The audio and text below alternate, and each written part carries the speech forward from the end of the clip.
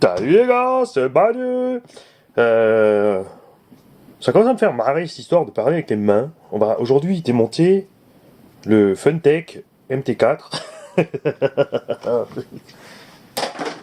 C'est parti. Donc comme ceci est quelque chose qui est en possession de plein de jeunes, en fait, j'ai constaté, on va faire un démontage tranquillou pour que tout le monde puisse suivre et ne pas faire tout et n'importe quoi dans tous les sens.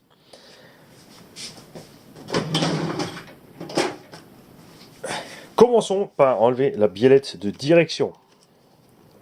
Ça, c'est facile. Vous prenez une petite pince, vous levez, et hop, c'est dehors. Très bien.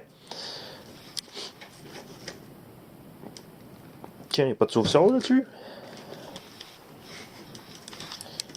Ah si, il y a un petit sauve-cerveau ici, c'est une bague métallique. Je vais vous montrer ça de plus près. Voilà. Est-ce qu'on la voit bien là? Là, voilà. Vous voyez la petite bague de métal qui s'écarte, ça c'est le sauve-cerveau.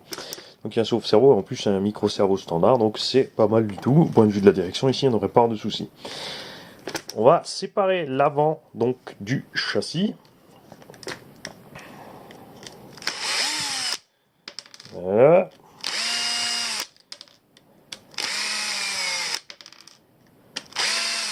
On va voir s'ils ont bien mis partout les mêmes vis chez Funtech, ça serait vachement sympa en fait. Voilà.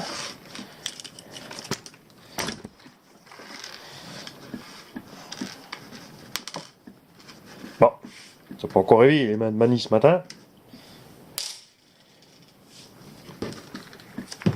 On va dévisser par en dessous. Donc ici le morceau qui manque en fait fait partie intégrante du châssis. Vous avez ici un petit bout de plus là et le pare-choc ajouté dessus. Donc en toute théorie c'est ils ont modifié par rapport à l'arrière. La cellule arrière n'est pas la même, mais on devrait pouvoir être capable quand même de monter un pare-choc avant à l'arrière en supprimant peut-être les petits feux là, histoire qu'il y ait une petite protection à l'arrière. Du coup, comme c'est une seule partie avec le châssis, on ne peut pas séparer en fait la partie avant. Il faut séparer la platine. Alors, première étape à faire aussi, c'est enlever les bacs à batterie. Voir s'il n'y a pas de vis planquée dedans. Non, c'est bon. On va donc sortir tout ce qu'il y a dedans. On n'a pas le choix. Il faut séparer le châssis en deux dans la longueur pour réussir à atteindre ces pauvres petits différentiels. Puisque là, on n'a que le... Si, peut-être que par là. J'ai dit une connerie. Ah, pas bien, pas le bon outil, Mani. Mauvais exemple, Mani. En même temps, c'est utile, hein. C'est ce que je dis aux gars qui n'ont à rien faire. C'est de toute façon, t'en fais pas. Tu sers à quelque chose, puisque dans la société, il faut toujours quelqu'un pour montrer le mauvais exemple. On va donc enlever les petits ressorts. Voilà, donc ce sont deux simples tiges de plastique clipsées ensemble avec le petit ressort dedans. Catastrophe totale point de vue utilisation.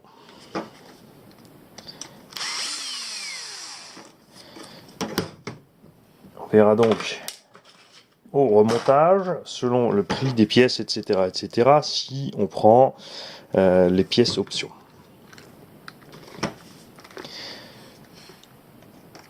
Alors là, ça devrait être un axe complet. Voilà. Axe inférieur aussi.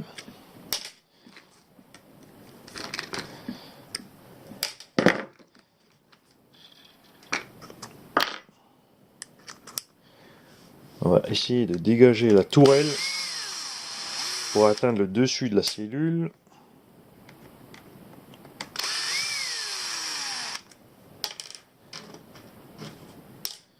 On a déjà trois sortes de visseries différentes. Alors méfiez-vous, vous faites pas avoir. Voilà, et là la cellule devrait pouvoir se séparer en deux. Voilà, on peut effectivement lever. Donc il n'est pas utile d'enlever le cerveau. Et la platine s'arrête sous le dessous du bâtimoteur.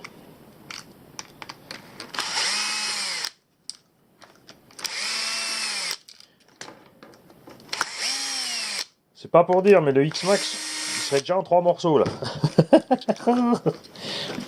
Faut enlever le cache moteur aussi. Ça tombe bien, on va pouvoir voir s'il y a comme couronne là-dedans.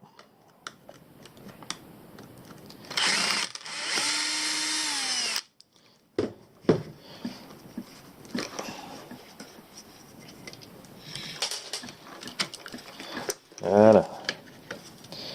Donc le support moteur sort en entier, et là, déjà, bonne surprise. Le moteur a un pignon en acier avec un BTR. La couronne principale, elle, par contre, est en plastique. Il n'y a pas l'air d'avoir de diff central ou de slipper ou autre. Est-ce qu'on a encore des vis planquées là-dessous? Non. Ah, c'est juste emmanché.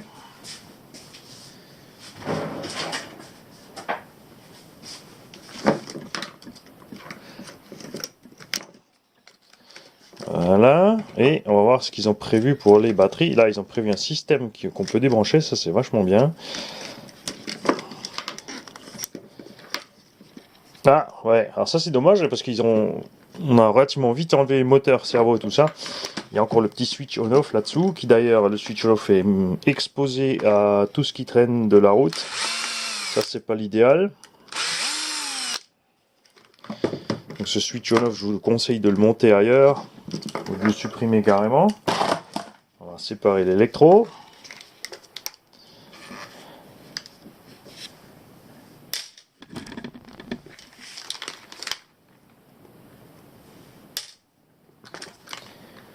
Les pivots de direction sont quand même en ferraille. C'est pas mal, hein?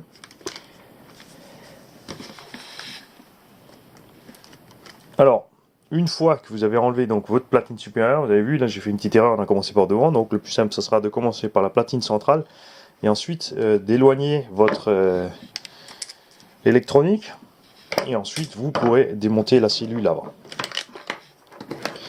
Donc là, on va déclipser les biellettes pour se séparer des trains. Donc les trains, il n'y a rien de compliqué, une vis dessus, une vis dessous pour enlever les rotules. On peut aussi juste tout simplement les déclipser.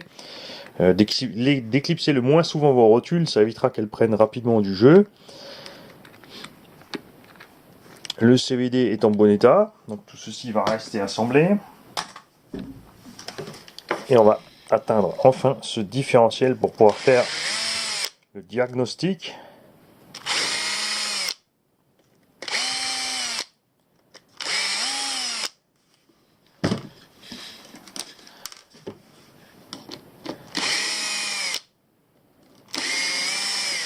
Alors cet engin existe aussi chez Ishima et d'autres. Méfiez-vous par contre, il y a deux sortes de châssis différents. Vous avez ce châssis ici qui a les batteries à l'extérieur. Il existe chez Ishima le châssis qui a les batteries par le dessous.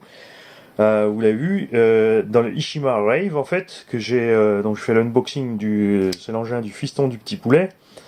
Eh bien c'est la même chose. C'est ce même engin sauf que sur Ishima on a les amortos hydrauliques. Alors la couronne de diff. Elle a un truc bizarre coincé, voilà. Elle a une dent coincée dedans. Une dent au carré. Et cette dent vient... Ben c'est pas le diff en fait. Vous voyez pourquoi l'importance de démonter avant de commander des pièces. On était parti sur un différentiel endommagé au départ. Alors qu'il ne manque pas de dents à ce différentiel. À l'intérieur, ça fonctionne bien. Peut-être un peu trop libre. On va mettre de l'huile là-dedans. Je vais l'ouvrir. On va voir si dedans c'est huilé ou graissé. On monte avec un joint ou quoi. En tout cas, déjà bonne nouvelle puisque le différentiel n'est pas abîmé. C'est un morceau de plastique qui s'est fourré entre deux dents. Et c'est lui qui empêchait le fonctionnement. Voilà, c'est un tout petit bout de plastique de rien du tout. Donc absolument rien de grave. On va rapidement ouvrir le diff, voir comment ça se passe là-dedans.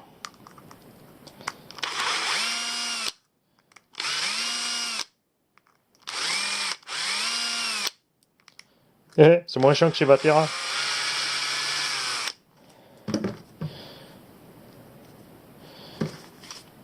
Alors par contre, les noix de cardan sont déjà un peu abîmées. Donc ça c'est donc du matos, ça c'est mou. Et comment que ça se présente là-dedans?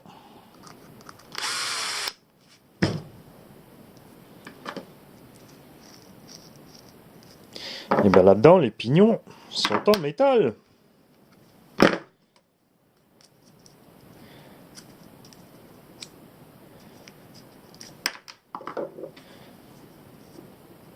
Et ouais, c'est de la ferraille. Donc on a 4 satellites. Et prenez, franchement, une mini machine comme ça qui a 4 satellites dedans, alors qu'on se retrouve avec deux satellites satellites. Oh là là, Mani n'est pas réveillé du tout ce matin. Deux seuls satellites dans le APSIMA 2.8, alors que celui-ci en a 4. Les planétaires aussi en ferraille. Même système de montage, serré à l'intérieur par la vis qui est ici. Évidemment un peu de jeu à ce niveau-là. Mais des roulements de taille 1/10 dans un petit 1/12 comme ça, c'est pas mal. Puisque le APSIMA n'a pas de roulement plus gros que ça à l'intérieur. Seul là, le pignon d'attaque, lui, est en plastique. Ce qui est pas mal du tout en fait. Comme il n'y a pas de slipper, j'ai l'impression là-dedans, il n'y a rien. Ça évite, si ça force ici sur l'arbre principal ou quoi que ce soit bloque les trains. Au pire, on fait sauter les dents de ces pignons en plastique, mais pas les couronnes. Évidemment, c'est le même travail pour démonter, mais le prix, c'est pas le même. Le train arrière sera forcément exactement la même chose. Vous enlevez ici les 3 vis qui restent pour la transmission primaire. Même pas, c'est juste le cache. On va peut-être aller voir aussi là-dedans.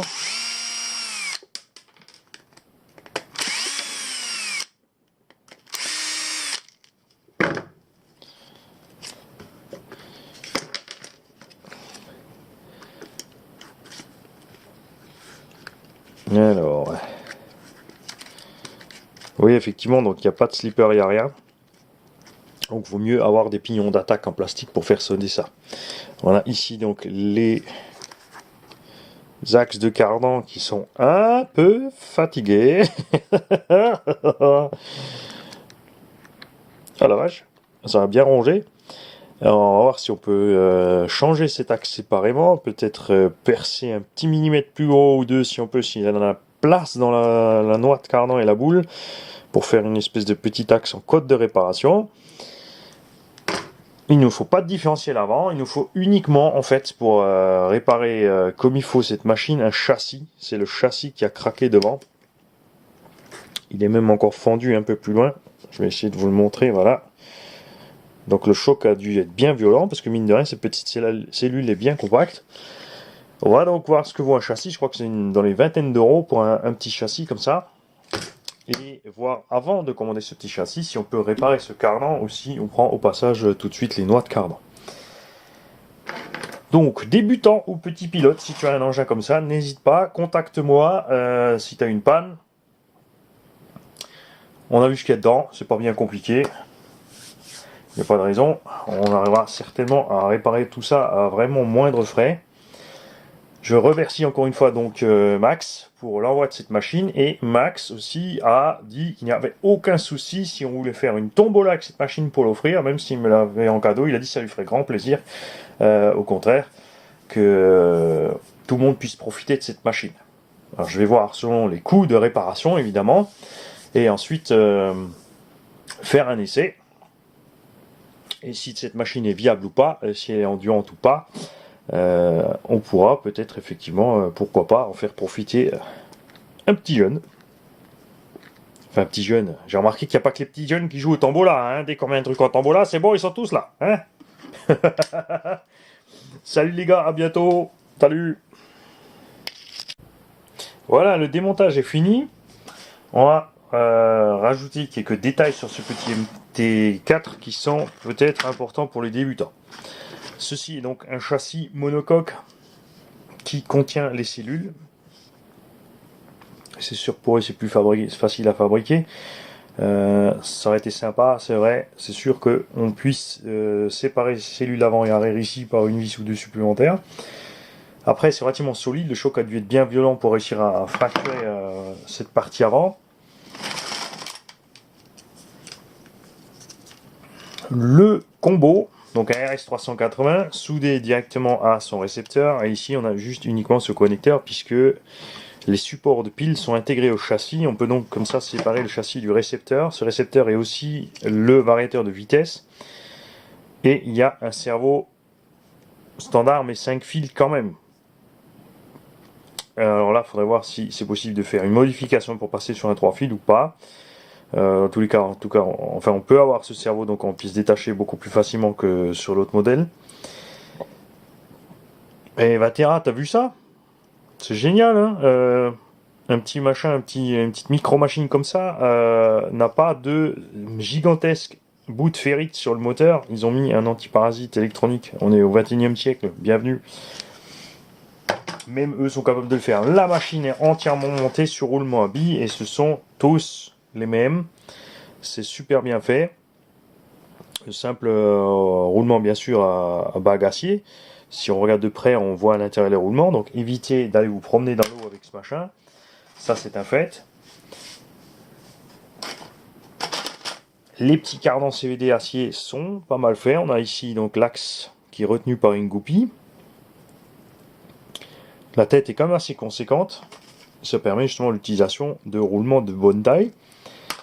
Le bémol, c'est la qualité de l'acier utilisé. Ici, c'est vraiment quelque chose de très mou. Assez proche du fer blanc. Le cardan s'est donc rapidement dégradé. C'est quelque chose qui est arrivé parce qu'il va falloir faire attention. Je vais vous le montrer. Quand vous serrez les roues, où est-ce qu'il est le... Il y a donc ce petit axe ici qui est dans le cardan, qui passe à travers, et ensuite vous avez la roue et vous serrez. Si vous serrez trop fort la roue, en fait, l'hexagone va presser ici sur l'axe, et comme l'axe a une petite distance ici avec son rebord, vous allez plier l'axe. Une fois que cet axe est plié, vous augmentez la pression sur le roulement, et il y a donc une roue de l'engin. Si vous serrez les 4, ça sera les 4, mais là maintenant en l'occurrence c'était qu'une seule. Cette roue était serrée trop fort, cette roue a donc été freinée et l'engin a donc forcé pour faire avancer cette roue, ce qui explique pourquoi ce cardan est extrêmement abîmé et pas les trois autres. Méfiez-vous, ne serrez pas trop fort les roues sur ces petits engins. Les pneumatiques évidemment sans mousse, largement suffisant pour l'utilisation qu'on fait avec ce petit machin. Et à faire attention. Les rotules supérieures ne sont pas démontables de l'engin, ce sont en fait c'est le plastique qui est moulé complet avec la fusée ou la chape, et ceci se clipse juste dessus. Le train avant n'est pas le train arrière, ce ne sont pas les mêmes pièces partout, donc méfiez-vous aussi au moment de la commande pour les triangles. Et certains des axes, comme celui-ci par exemple, sont cannelés. Cannelés, ça veut dire qu'il y a des petites dents. Et ce sont ces petites dents qui freinent l'axe ici à l'intérieur. C'est comme un clou. Il y a donc un sens dans lequel il rentre et dans lequel il sort. Donc méfiez-vous, ne faites pas n'importe quoi. Généralement, c'est là où il dépasse un petit peu qu'il faut le sortir. C'est-à-dire que là, il faut taper par là pour le sortir. Si vous le tirez à travers, les cannelures vont bien sûr amocher le plastique du début à la fin pour sortir. Ça, ce sont des petits pièges. Et je crois qu'on a fait le tour. Ah, aussi, point de vue conception, c'est, comme dit, une petite machine de rien du tout, c'est une petite chinoiserie, mais regardez-moi voir ce passage de câbles. Ils ont fait des rails pour passer les câbles, avis aussi donc à Vatera, HPI et compagnie. Réveillez-vous, même si les machines pas chères arrivent à faire du câblage beaucoup plus propre que les grandes marques, il y a vraiment des questions à se poser. Pour la transmission, c'est très bien foutu aussi. Le pignon d'attaque arrière, en fait, est cannelé et contient la couronne, et ainsi que les roulements qui ont la même taille que tous les autres roulements du véhicule. Il faut donc tout simplement les glisser dessus. Ensuite, on met la couronne, on met l'autre roulement et c'est fait. Et à l'avant, évidemment, il n'y a pas les cannelures, puisqu'à l'avant, il n'y a pas de couronne. Mais le principe est très simple.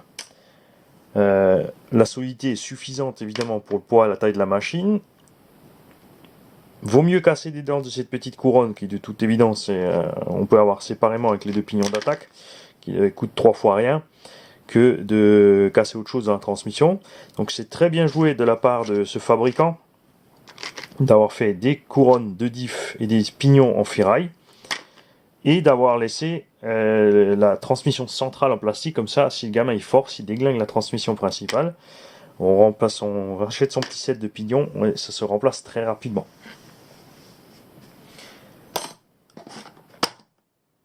Donc il y a bientôt pour le remontage et l'essai de cette machine. À bientôt les gars.